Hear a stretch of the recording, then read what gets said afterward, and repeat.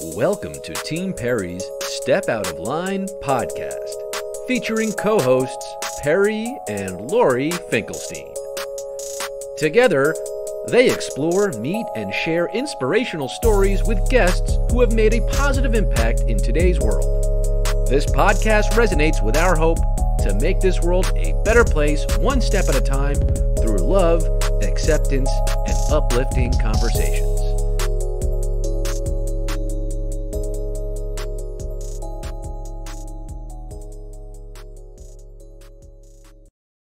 I think I have stepped out of line by defying expectations of my family. That's the first thing that came to mind. My mom sells mortgages. My dad is a dentist. They are really into education. Both my grandparents were professors. And I love education, but I took a very risky path with sort of no barrier to entry. Anybody can enter. There's a lot of unknowns and uncertainties. I feel it all the time. I still have emotional roller coasters and financial instability. I just turned 32. I see a lot of my friends getting married, having babies, and I'm really on a different path. And so I think that is the first thing that came to mind in terms of stepping out of line. What path did you start out on, and where are you now? Well, I actually think that the path started long before I did. I know you mentioned Alex Borstein's grandmother. My grandmother was in the Holocaust as well. So was her entire family. And I talk to my mom about this all the time, that we pull from their strength, because anytime I go through anything difficult, I think about what they went through and how they came to this country with no money and didn't speak the language and just figured it out. And so I called my great aunt Margie right before I started my podcast, PrettySmart, which was a little over 2.5 years ago. And she was 98 at the time, and she had a thick Dutch accent. And I said, Margie, I'm really struggling. I never produced a show on my own, and I want it to be perfect. And I told her all about the concept of PrettySmart, that it's about interviewing women who put a new spin on pretty. And she said, Danielle, I came to this country with nothing. You can start a podcast. And I think about that all the time, because I think that sort of informs everything that my mom and I set forth on our path always. So I grew up in Chicago and went to school in Madison, Wisconsin, and I started doing local news. I always loved telling stories. And when I graduated school, I thought, I think the internet is going to be a thing. And so I told my parents, I'm moving to LA. I'm booking a one-way ticket.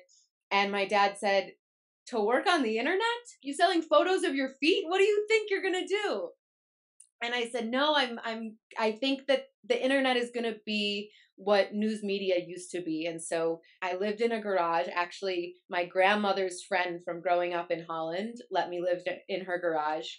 And I started doing red carpets for free.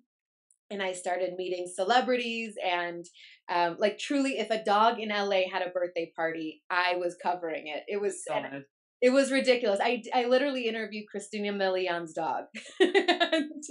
Not my finest moment. But eventually it turned into a full-time job. And so I got a few lucky breaks. I got some exclusives, as they call them, where somebody tells you information that they don't tell someone else. That turned into a job at a place called Clever TV, which was a digital media group, and eventually worked at Entertainment Tonight Online and hosted a morning show in Chicago. And then now I've been working at E! For a show called While You Were Streaming, and then my own podcast, PrettySmart. Is there one question that always stands out that you never leave an interview without asking? So I like a mix of light and fun and deeper and more reflective. So for light and fun, I love the idea of, do plants thrive or die in your care? Because I think you can tell a lot about somebody. Like, for instance, they die in my care, like on an airplane. And then a deeper one that I really love is, what's something that you wish people saw or knew about you that they don't see at first glance? Maria Shriver, I interviewed her for my podcast, and I asked her that. And she said, I wish people knew I was really funny. I have a great sense of humor. And I remember thinking, I feel the same way actually, because I think that people that love to ask questions are great listeners and people think of them as really serious. But I really love to laugh. I could tell you do too, Perry. We find a lot of people we interview, we get a lot of people to cry. Not on purpose. Not on purpose. And all of a sudden the interview sort of, kind of changes. Sometimes we cry. I mean, we interviewed Daryl Strawberry and we were all crying at the end of that. What is it, do you think, about this medium that gets people to open up and feel they can be vulnerable and not have to worry about any repercussions? It's just you and I talking. What makes you think that this is, you saw it years ago, the internet, this is what's happening. What do you think it is about it? I think the internet does have some downsides, as we all know, but in a lot of ways, I think it's brought information to us and that we've shared with each other that we've always kept hidden. I think particularly for women, because so much was unspoken. I think menopause is still unspoken about in a lot of ways, but a lot of things about our bodies and transition. And I think the internet makes people feel seen because they look at other people and think, oh, me too. That happened to me too, or I feel that also. I've been lucky enough to hear Gloria Steinem speak a few times, and no matter when or where I hear her speak, she talks about this, and she said every revolution she's ever seen has started with a group of people in some small basement or apartment just telling their stories and saying, oh, yeah, that happened to me also. That happened online. I mean, we saw that with the Me Too movement, right? Like Alyssa Milano posted one tweet and then all of a sudden hundreds of thousands of women chimed in, me too. Was there anybody you ever interviewed where you were like, oh my God? For sure. Yeah. I mean, like when I was younger, I had really big opportunities at a young age. And so I was interviewing Viola Davis and Leonardo DiCaprio and Bradley Cooper for their Oscar run. This was probably 6 or 7 years ago, and I'm like nearly a decade in. So I was it was my first year out in LA. And I was scared out of my mind. But I also think that was coupled with naivete that I'm grateful for, because I didn't understand how Hollywood worked. I didn't understand the expectations of people. I didn't understand the questions you were supposed to ask. So I asked whatever I was interested in. I think there was something disarming about that. I think they could feel my sincerity. They definitely felt that I was new. I mean, they could tell I was young. I used to dance when I was younger, and my dance teacher, Alyssa, I would get nervous before every dance. And she used to say to me, if you feel like you have to pee or you have nerves, it means you care. Lean into it. Because I used to think when I started TV, I was nervous as soon as they would yell 3, 2, 1, action, and we were live. And I think about that all the time because some of my colleagues say they don't get nervous. I, to this day, still feel I don't have the same nerves I did at the beginning because I feel like I know what I'm doing now more, but I still get nervous. Even for a podcast interview, I get butterflies because I care. So I always think about it like that. But excitement, because I know when we interviewed Alex recently, we were planning. You were a wreck. Right, she was a wreck. And then I woke up that morning and I was like, we're doing it. I can't believe we're doing it, because it was like, we dreamt about this for 4 years that this would happen. I think people respect people who put themselves out there. And you have put yourself out there in such a meaningful way that I think people look at your email and think, this person is so accomplished. How could I say no?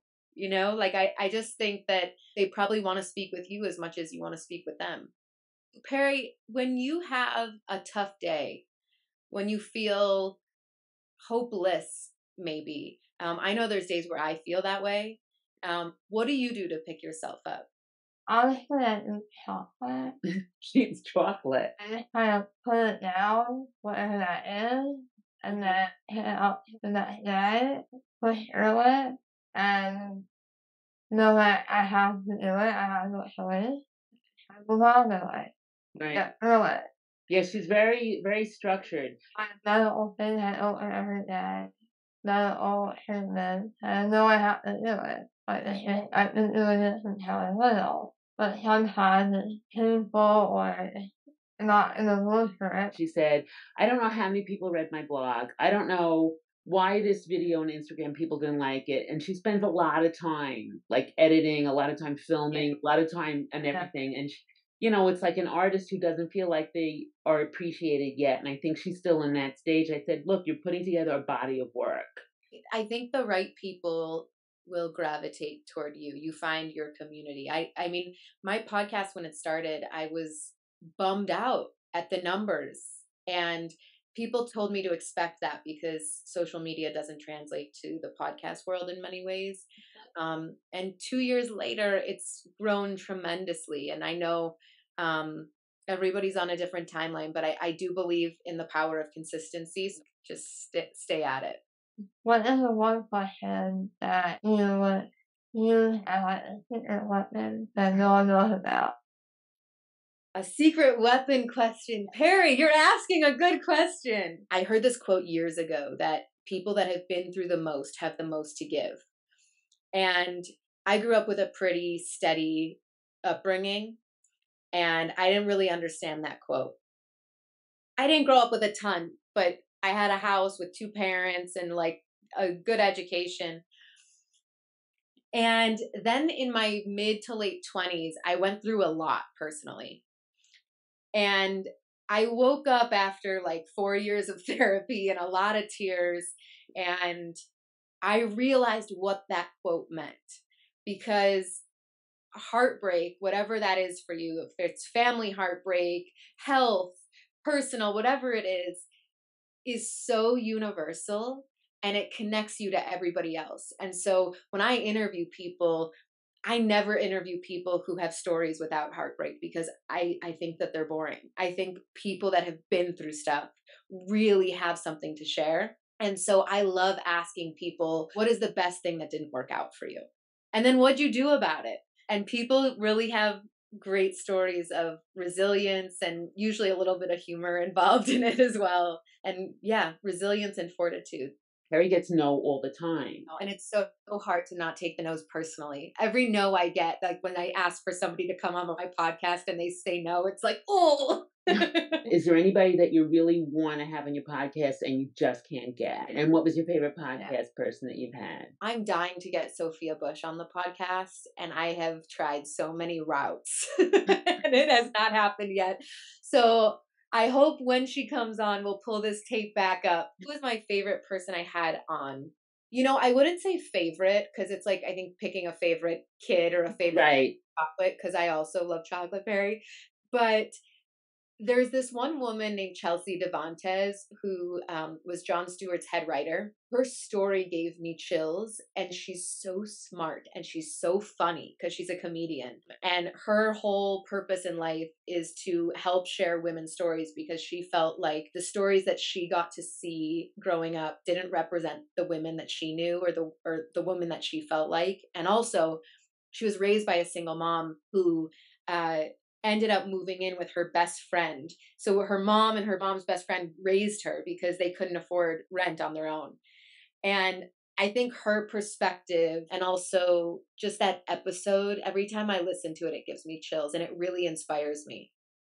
When you started building all of this together, because I do think it's a team effort, how did you envision it going? And has it gone in that direction, or has it blossomed into something else? For me, like, I'm 57 and I didn't expect to learn so much at this point in my life. So that's really cool. I do take care of Perry 24/7. I don't have time to read like I'd wanted to. I don't have the patience for it.